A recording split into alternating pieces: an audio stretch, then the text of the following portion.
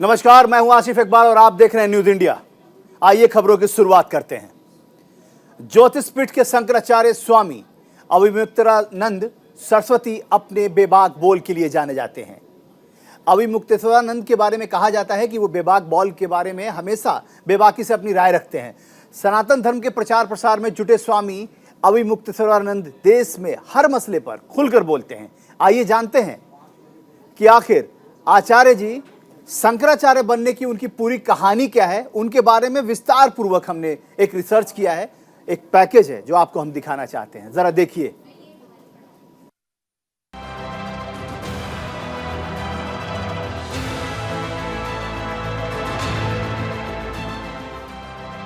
उत्तर प्रदेश के प्रतापगढ़ में जन्मे ज्योतिष पीठ के शंकराचार्य स्वामी अविमुक्तेश्वरानंद सरस्वती अपने बेबाक बोल के लिए जाने जाते हैं। राजनीतिक पार्टियों से नजदीकी हो या फिल्म इंडस्ट्री की निंदा करनी हो, स्वामी अविमुक्तेश्वरानंद बिना किसी संकोच से अपनी बात रखते हैं। बयानबाजी के अलावा वो जो ऐलान करते हैं उसे करने का मादा भी रखते हैं। स्वामी अविमुक्तेश्वरानंद सरस्वती ने 4 जून 2022 को ज्ञानवापी परिसर में पूजा का ऐलान किया था। पुलिस प्रशासन की तरफ से रोके जाने के बाद वो 108 घंटे तक अनशन पर रहे। विवाद बढ़ता जा रहा था। प्रशासन के भी हाथ पांव फूले हुए थे, लेकिन अविमुक्तेश्वरानंद अनशन तोड़ने के लिए तैयार नहीं थे। फिर जगत गुरु शंकराचार्य स्वामी स्वरूपानंद सरस्वती के कहने पर उन्होंने अनशन खत्म किया। 15 अगस्त 1969 को जन्मे स्वामी अविमुक्तेश्वरानंद का बचपन में नाम उमाशंकर पांडे था। कक्षा 6 तक की पढ़ाई गांव में करने के बाद घर वालों ने उन्हें आगे की पढ़ाई के लिए बाहर भेजा। 5 साल तक गुजरात में रहकर पढ़ाई करने के बाद उमाशंकर काशी पहुंचे। काशी में उनकी मुलाकात स्वामी स्वरूपानंद सरस्वती से हुई। इसके बाद उन्होंने संपूर्णानंद संस्कृत विश्वविद्यालय से पढ़ाई की। साल 2000 में उन्होंने स्वामी स्वरूपानंद सरस्वती से दीक्षा ली और उनके शिष्य बन गए। फिर उमाशंकर पांडे से वो स्वामी अविमुक्तेश्वरानंद बन गए। फिलहाल अविमुक्तेश्वरानंद सरस्वती ज्योतिष पीठ के शंकराचार्य हैं। सनातन धर्म के प्रचार प्रसार में जुटे हैं। Bureau report, news India.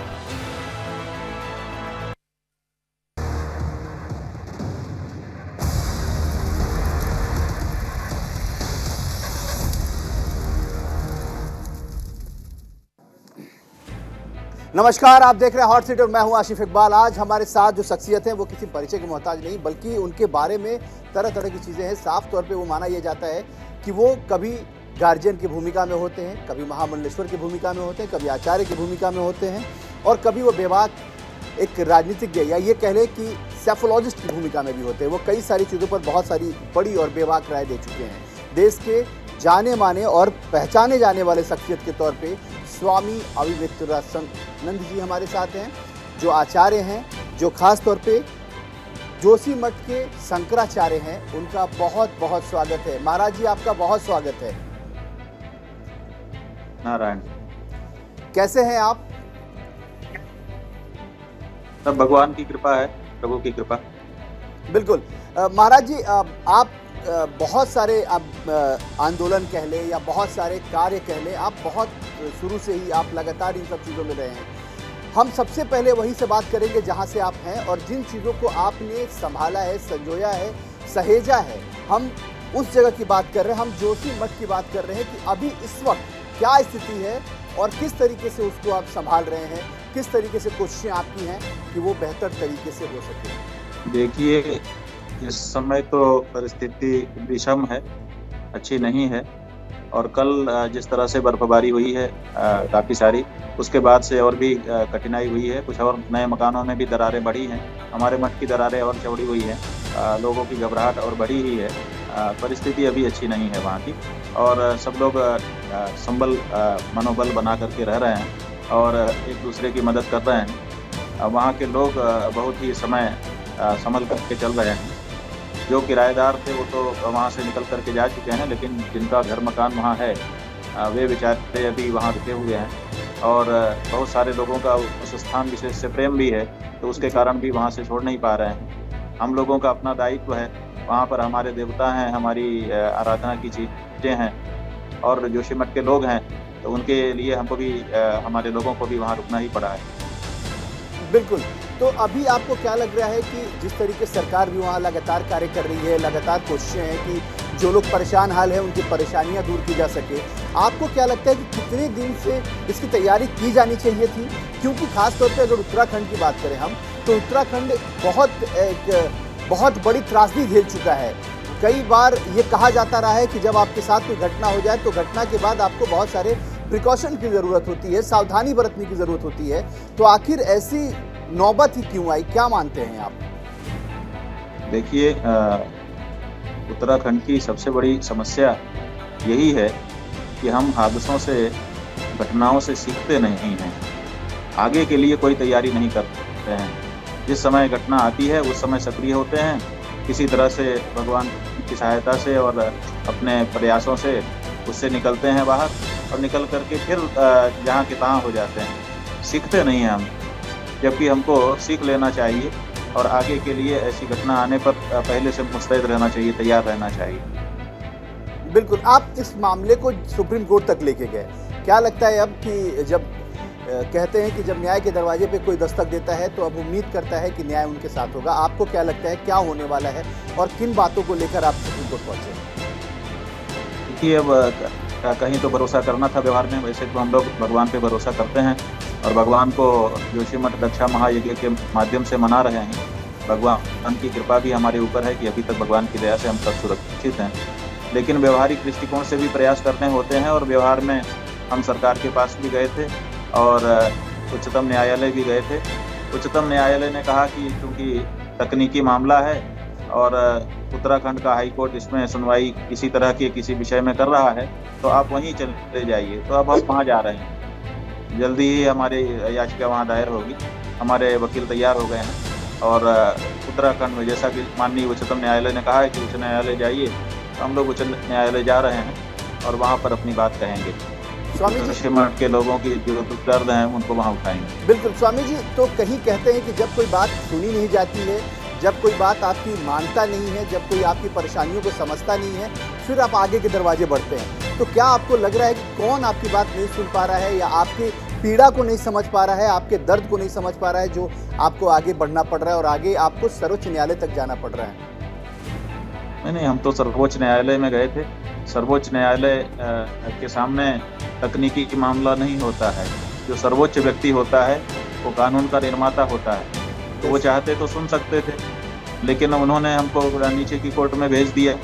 अब क्यों भेज दिया, ये तो अब उन्हीं से पूछा जाना चाहिए कि जब आपके सामने हम आ गए थे तो आप फाइल मंगवा लेते नीचे की कोर्ट से अपने पास, की लाओ तुम मत सुनवाई करो, हम सुनवाई करेंगे। लेकिन उन्होंने कहा नहीं, आप वहीं जाइए और वहीं सुनवाई करिए। तो समस्या ये है कि वहाँ पर जो परियोजनाएं चल रही हैं, एक तरफ वो हो गई और एक तरफ जोशीमठ हो गया है। और अब समस्या ये है कि दोनों एक साथ चल नहीं पा रहे हैं। चुनने का वक्त आ गया है कि हमको परियोजना चुनना है कि हमको जोशीमठ को चुनना है। तो अब इस चुनने में लोगों के मन की हिचक है, वो चुन नहीं पा रहे हैं। साफ साफ ये कह नहीं पा रहे हैं कि हमको जोशीमठ चाहिए या परियोजना चाहिए। लेकिन मूल आप, बात यही है, बिल्कुल, इसके कारण उच्चतम न्यायालय ने हमको उच्च न्यायालय के पास भेजा है। बिल्कुल, लेकिन संकोच है उनको। आप तो आचार्य भी हैं, स्वामी भी हैं, महामंडलेश्वर हैं, आप तो वहाँ के गार्जियन के तौर पे माने जाते रहे हैं। तो आपकी नज़र में क्या लगता है कि कौन सी चीज़ ज़्यादा अहम है और कौन सी चीज़ें आपके तमाम लोगों के भविष्य को निर्धारित करेगी? क्योंकि ये भी बात सही है, जैसा आपने भी कहा कि विकास होना भी बहुत ज़रूरी है, लेकिन साथ में चीज़ों को ठीक रखते हुए, तमाम चीज़ों के जीवन यापन के साधन हैं उनको बेहतर रखते हुए, और ख़ासतौर पे जीवनी बनी रहे, इस पर भी बहुत विशेष ध्यान देने की ज़रूरत है। तो आपको क्या लगता है, क्योंकि आपने बहुत कुछ सोच समझ के ही आगे बढ़े होंगे? हमको वही लगता है कि जो जीवन है वो अमूल्य है। एक बार वो चला जाता है तो उसको लौटाने का अभी अपने पास कोई तरीका नहीं है। इसलिए जीवन को सुरक्षित रखना चाहिए। और जो जोशीमठ नाम की जगह है जी, वो कोई ऐसी सामान्य जगह नहीं है कि वहाँ पर कुछ लोग रह रहे हैं और अपना जीवन यापन कर रहे हैं। जब तक हमारी बातें नहीं पूरी हो जाती हैं, जब तक न्याय नहीं मिल जाता है, न्यायालय के दरवाजे पर खड़े रहेंगे। जितनी भी तरह की रेमेडी है सबको अपनाएंगे, बात को छोड़ नहीं देंगे। बिल्कुल बिल्कुल, और हम लोग भी यही कामना कर रहे हैं कि तमाम चीज़ें बेहतर हों। स्वामी जी, एक सवाल आपसे ज़रूर पूछना चाहूँगा कि जब आप मौजूद हों और आपने एक बड़ा, एक तरीके से आप कह लें कि बहुत बड़ी प्रेस वार्ता भी दिल्ली में की थी, उसको लेकर आप चाहते हैं कि लगातार वो बात सुनी जाए। आपने कोशिश ये की है और आपकी ये मंशा है कि धार्मिक तौर पे सेंसर बोर्ड का गठन हो। क्या है ये मसला? ये हम कम से कम अपने दर्शकों तक, जो करोड़ों दर्शक हैं हमारे, वो जानना चाहते हैं, समझना चाहते हैं। और जब आप मौजूद हो तो इससे बेहतर और कुछ हो नहीं सकता है कि उसके गठन की प्रक्रिया क्यों, क्या ज़रूरत है, और थोड़ा विस्तार में मैं चाहूँगा कि विस्तार में हमारे दर्शक। नहीं, जरूरत ये है भैया कि बार बार एक के बाद एक ऐसे दृश्य, ऐसे संवाद, ऐसे चित्रण समाज में परोसे जा रहे हैं, जिससे हमारे जो आस्था है, श्रद्धा है, भावना है, उसको तो क्षति पहुंचती ही है, आघात लगता ही है। साथ ही साथ जो नई पीढ़ी है हमारी, उस नई पीढ़ी के मन में हमारी जो शास्त्रीय धारणाएं हैं, उन धारणाओं को भी बदलाव मिल रहा है, बदलती चली जा रही हैं चीज़ें। तो अगर हमने समय रहते इस पर अंकुश नहीं लगाया तो हमारा बच्चा राम का मतलब कुछ और समझेगा, सीता का मतलब कुछ और समझेगा, यमराज का मतलब, इंद्र का मतलब कुछ और समझने लगेगा। जो हम इन शब्दों का अर्थ समझते हैं, आने वाली पीढ़ी कुछ और ही समझने लगेगी। या हम आप देखिए, सीरियल बना, अब यमराज कैसे दिखाए जा रहे हैं उसको देख लीजिए, और हमारे शास्त्र में यमराज का क्या स्वरूप है उसको देख लीजिए। तो ये जो धारणाएं हैं हमारी, इन धारणाओं को बदलने का जो कार्यक्रम निरंतर फिल्मों के माध्यम से, धारावाहिकों के माध्यम से, और विशेष करके अब आजकल OTT प्लेटफॉर्म के माध्यम से चल रहा है। बिल्कुल, तो हम देख रहे थे, हमारे साथ थे स्वामी जी, और स्वामी जी ने बहुत सारी बातें बताई, खासतौर पे जोशीमठ को लेकर जो वो कार्य कर रहे हैं। उन्होंने विस्तार पूर्वक बताया कि कैसे वो लगातार कोशिशें जारी रखे हुए हैं और वो चाहते हैं कि जोशीमठ के लोगों को इंसाफ मिल सके। उन्होंने एक साफ तौर पे एक बड़ी बात कही। उन्होंने कहा कि जोशीमठ के लोगों को सोचना होगा कि वो विकास कार्यों को प्राथमिकता देते हैं या जीवन यापन को, और जीवन सबसे अहम होता है, ये साफ तौर पर उन्होंने कहा। दूसरी तरफ उन्होंने सेंसर बोर्ड को लेकर भी कहा, अपनी राय दी कि किस तरीके से वो क्यों सेंसर बोर्ड और धार्मिक सेंसर बोर्ड का गठन चाहते हैं, वो भी उन्होंने बताया। तमाम बड़े सवालों के उन्होंने बड़े ही बेबाकी से जवाब दिए, और साफ तौर पर उन्होंने ये भी कहा है कि आगे आने वाले समय में वो इस मसले को लेकर काफ़ी बड़ी चीज़ करने जा रहे हैं। मतलब साफ है कि धर्म संसद का गठन करने जा रहे हैं। तो आज हॉट सीट पे बस इतना ही। अगले वीक फिर हम बड़ी और बेबाक शख्सियत से आपको मुलाकात कराएंगे। तब तक पूरी टीम को दीजिए इजाज़त। नमस्कार।